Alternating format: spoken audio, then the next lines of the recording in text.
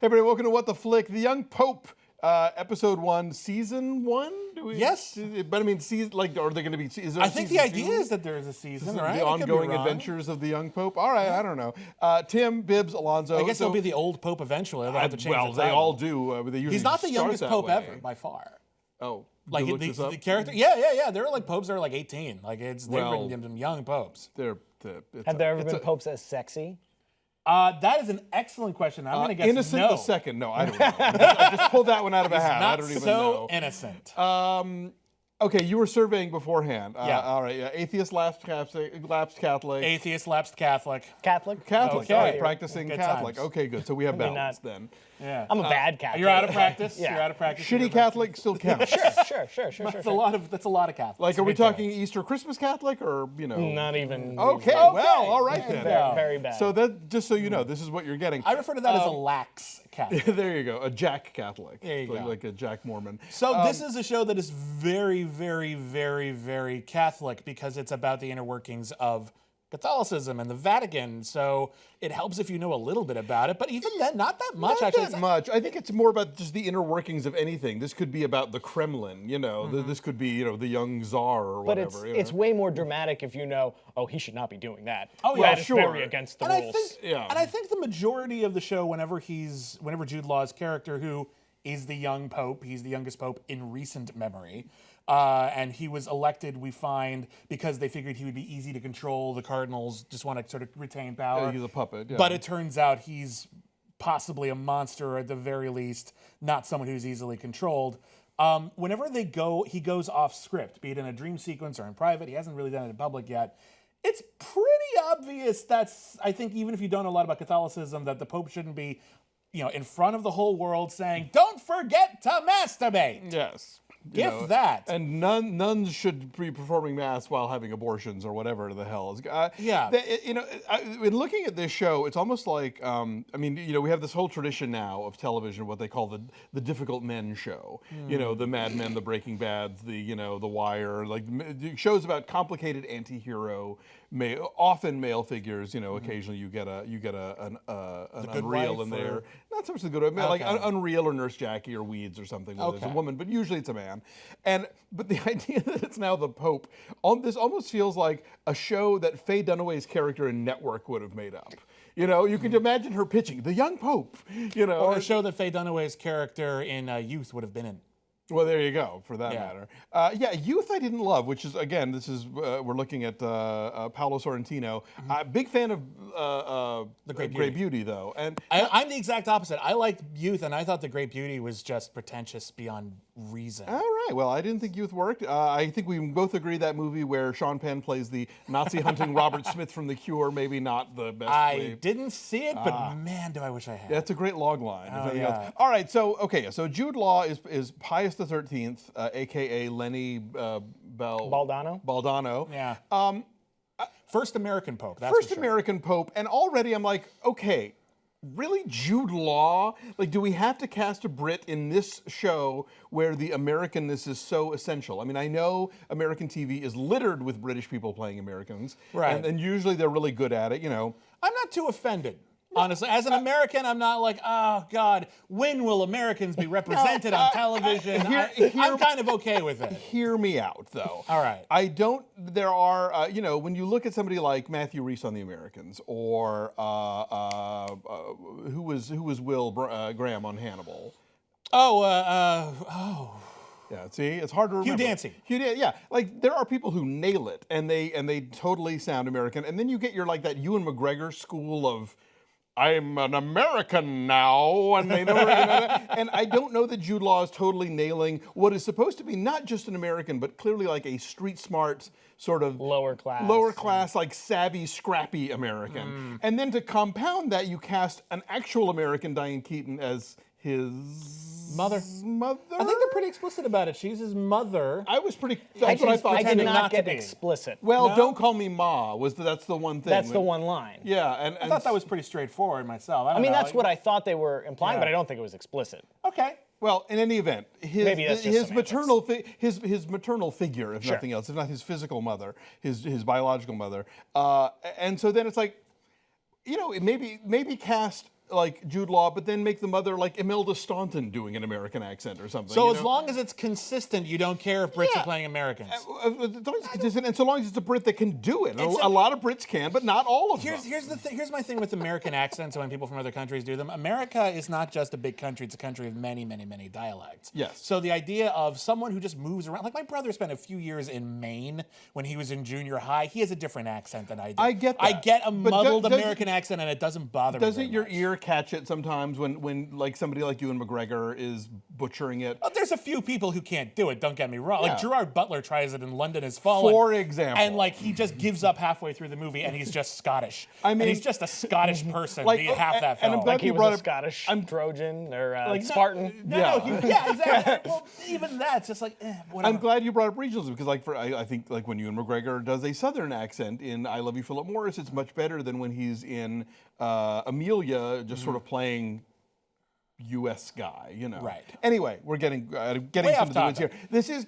This reminds me a lot of those sort of 60s international co-productions where they would jam in one big star from each major Western country so they would all feel represented, like that, like Agatha Christie's And Then There Were None, where like Charles Aznavour is one of the suspects just because. Right. So like you've got Jude Law for the Brits, you've got Diane Keaton for the Americans, you have Javier Camara from Talk to Her for the Spaniards. You've got was it Ludivine Sagnier who plays the or have we might not have gotten to her yet. We just saw her really briefly. Okay, yeah, I've seen the first 2 episodes of this. Okay, I only saw the first one. I'm trying to demarcate which is which. She pops up more, like she sort of like runs the marketing and PR for the Vatican, and so she's French. So there's a lot of, and they're all speaking English. I appreciate that this is about the inner workings of an environment that we don't get to see a lot. Yes. Just the behind the scenes of the Vatican. I don't know if I've ever been behind the scenes of a Vatican in a TV show or in a movie when an exorcism wasn't involved. So that's kind of fun. Monsignor. A few exceptions to the rule. Regardless, and Hudson Hawk, but you're right. It's rare. It's right. There's always a secret society or something. Always. And that's fine. But just the idea of the inner workings of an interesting job is usually a good formula for television. And a cloaked world that we know about, but only from the outside. It also has this fantastic, almost dark kind of Jane Austen-y kind of thing where the sense of propriety. Everyone has to put on the air of propriety of what's expected of a priest or a cardinal, even though everything they're saying, doing, and thinking is entirely antithetical to that, creates this level of drama. Or maybe Downton Abbey is more appropriate. I was going to say, it's not really Jane Austen, but it's really not even, it's almost more like a sort of a political, like, kind of French Revolution, like Cardinal Richelieu, sort of. But I know what you're saying, where it's all like, this is what people think I am, this is what I really am, this is how I'm going to maneuver around these people and get what I want while making it look like I'm doing the right thing or being moral. If you look at it in terms of like a contemporary context, and obviously the show has been in production for a while, maybe they couldn't have predicted where we go, but the idea of someone in a position of power, even though they are arguably unqualified just because they look good for doing it, and who are going to completely mess with the system from the inside, I think the way that American politics are going right now is everyone's kind of just being really blatant about it. Here is people are actually still, we have to put on airs. We have to still look like we're holy. Right. So there's a certain element, there's this great scene in this pilot between Jude Law and the cardinal who put him in power. Voyello. And it's just Voyello trying to assert his dominance and Jude Law having none of it, but Jude Law has none of it in character as an actually halfway decent pope. Right. That's the idea. He never he never just flat out says "fuck you." He actually has to play the role. No, and what's cool about this context is it's one thing if you get your puppet elected president, because then if he doesn't do what you want, there are ways to get rid of him. But here, like the Pope is divinely ordained by the Holy Spirit. Your puppet is now God's frontman. Yeah. Your puppet now you can't impeach the Pope. Is institutionally the link to God. I really want to see on the show. Like, although you can get a pope to step down, as we have learned in our lifetime now. Yeah, you can get a pope could retire, but other than that, they just got to die. Like you can't get rid of them. And a retiring. I mean, seriously, that's been centuries since that happened. That we have 2 living popes right now is almost unheard of. It's bizarre. But I kind of want to see, I hope they do a flashback or something to how this Pope tricked these people into thinking he'd be easily manipulated. Because seriously, like what a huge miscalculation to install a proxy, a Hudsucker proxy, who is not only, brilliant but devious and Machiavellian. Well, clearly, I think when you hear the cardinals talking, the smart money had been on James Cromwell. And so now Who was Jude Law's mentor, He was Jude Law's mentor, exactly. And I guess everyone thought he was going to get it. Right, and then I guess for some reason they thought that he was going to be too complicated or he was going to be too independent and that the protege was going to be a better choice. And so now we have to figure out, well, what was he like before this that made them think that? Yeah, that's an interesting point. One wonders what this must have been like for his character this entire time, because we have the great bit at the end where he's in confessional and he confesses he doesn't believe in God. Kidding! Just joking! Yeah. But seriously, jokes are very telling. Also, God lives in the Big Dipper. That's a fact. And I'm the Pope, so you have to believe me. Yeah, he really goes for it. It's like, really? Sure, I don't care, man. Just what? Whatever. Just give me the dish. What do you want? Jeez. Yeah. I mean, I like the duality of this character who sometimes looks so calm and collected and cruel and puts Voyello in his place, and other times he seems really panicky and not sure and I brought my mom here to tell me what to do and I don't believe in any of this stuff and I'm gonna get up, I don't know what I'm gonna say. His dream was a good anxiety dream. Yeah. And it really gives you, it humanizes a character who otherwise could have been seen as just a supervillain. Just the idea that he's going to wake up and find out this was all crap and he doesn't actually have any of this power and it's going to be really embarrassing.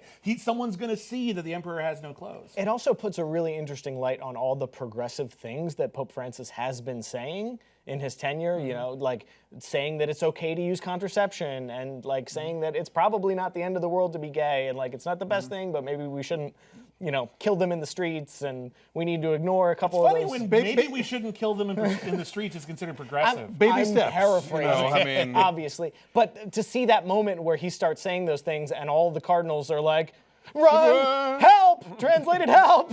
I don't know what to do." What he meant. Stop him! Kellyanne Conway just shows up. What he meant.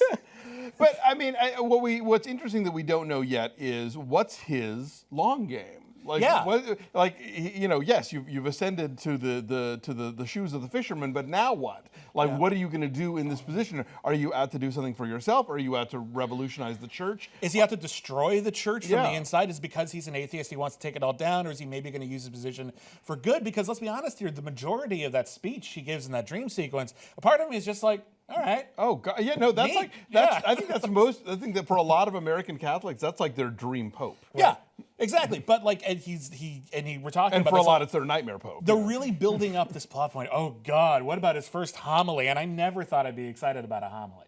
I never thought I'd be, ooh, I can't wait for this homily. It's I've seen the episode too. I'm not going to talk about it. All right, but it gets you stoked for it. It gets you stoked for something that might not necessarily be something you'd ever be excited about, because again, he's got a pulpit, he's got the world listening to him, and an army of people who, if they want to get into heaven, have to agree with him, at least tacitly, at least follow along. He makes the politics a lot more complicated for these people that have been doing it the same way for the last hundreds and hundreds of years. So. Yeah, well, I have other friends who are more Catholic than I am, or more decidedly Catholic than I am. Currently, very religious. Observant. And one of the things that's come up a lot in conversations is the idea that Catholicism isn't reactionary. They're actually they're very set in their ways because they're planning to be here for thousands of years. So a lot of the newer ideas, he talks a lot in this about, contraception and new medical procedures that the Catholic Church has been totally against, those are new. Even if they don't seem new, as far as considering how far along the Catholic Church has been, that's new to the Catholic Church. Jumping on board it now seems like a real risk to the Catholic Church, when in actuality anyone else might say it's fine. And again, I think that brings in the whole notion of the way the rest of the world sees Americans. We're still the scrappy new kids, after 200 plus years. I mean, there's a famous story where when Richard Nixon met with Mao Zedong and he asked him about the French Revolution, and Mao said, it's too soon to tell. The Chinese have been around for millennia, and so democracy is still a grand experiment in the grand sweep of history. It's still, so I hope it works. So the idea of an American, with America by its by extent of its relative youth in the world, stepping in as the head and spokesman and guider of this ancient institution. Yes, and a gigantic global institution that has such roots and is so old. That's, I think, where the drama is supposed to be. Well, he's going to shake things up. He might. He might. I don't know if that will be a good thing, but he'll do it. Yeah. What if he makes it worse? That's a damn good question. I'm curious to see. What was your take on the bizarre opening shot of the pyramid of babies that he crawls out from under? Is that really a direct, like, we recognize the Catholic Church has a history of abusing children? I don't know. Or is it? I didn't really take that from. I think that could work. Yeah. That's our reading. You're supposed to think something right away. Right. And well, this is a character who was raised in an orphanage also, so maybe it's just this idea of like all of these babies who maybe only live because the Catholic Church has been such hard asses about abortion, and who are more often than not left to neglect or to whatever, that somehow out of this mass of all of the ones of his generation, he has somehow arisen to this position. I saw it as an ego thing. I thought even if you maybe they're dead, maybe they're toys, doesn't really matter. The idea is, out of all of the people who have been born, he's going to be Pope. He's going to be the voice of God. He's the one who mattered. That's egomaniacal, but at the same time, kind of. I can't argue it too much. I was thinking about this because I think the Mormons also believe whoever is running their ship at the time has a direct literally talks to God. Literally talks to God. Yeah. And I'm do Protestants? Does anybody have? I mean, is there like Episcopalian equivalent of this, right? Like, someone's writing a YouTube comment right now. I'm sure, and I honestly don't know. I'm asking because I think that's something unique to a certain set of religions where, like, and it's not like.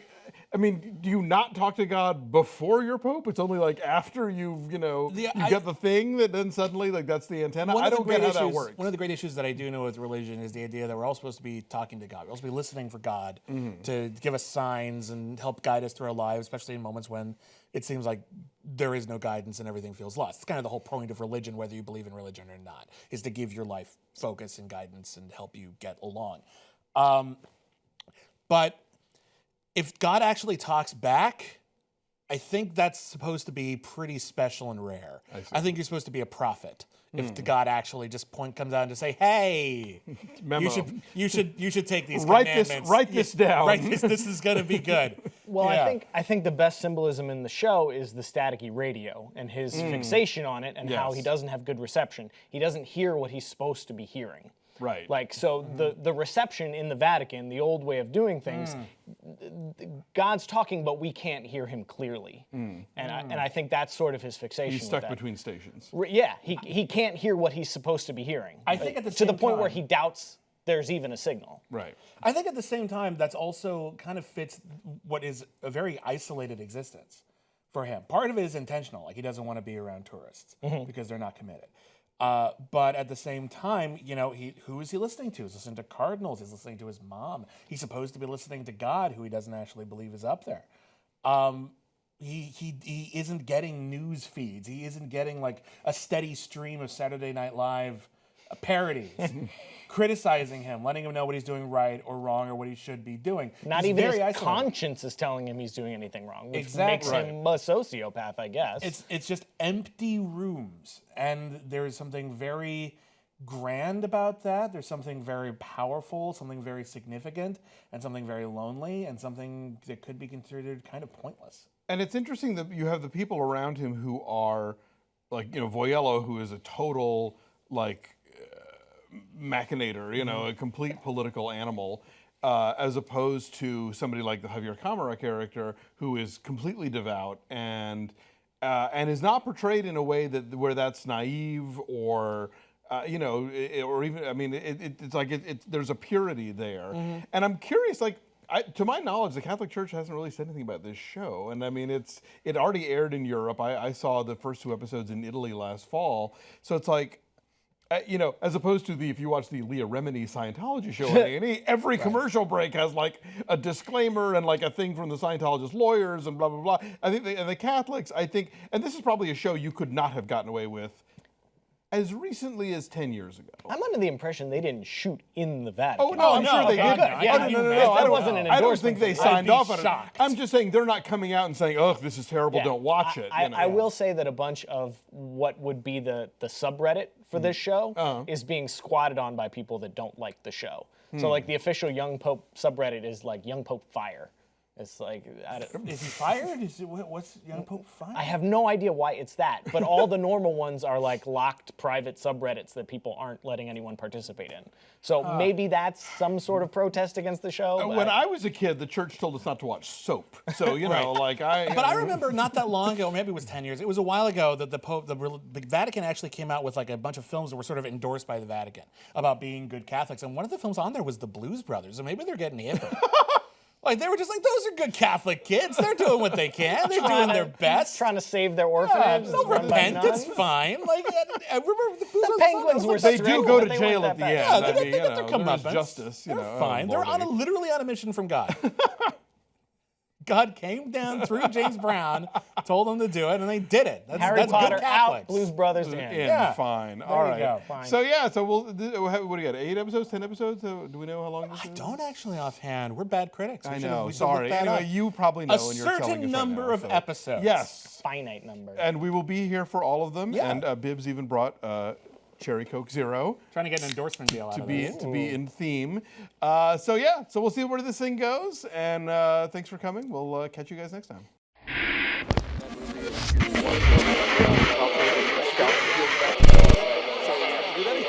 Know that.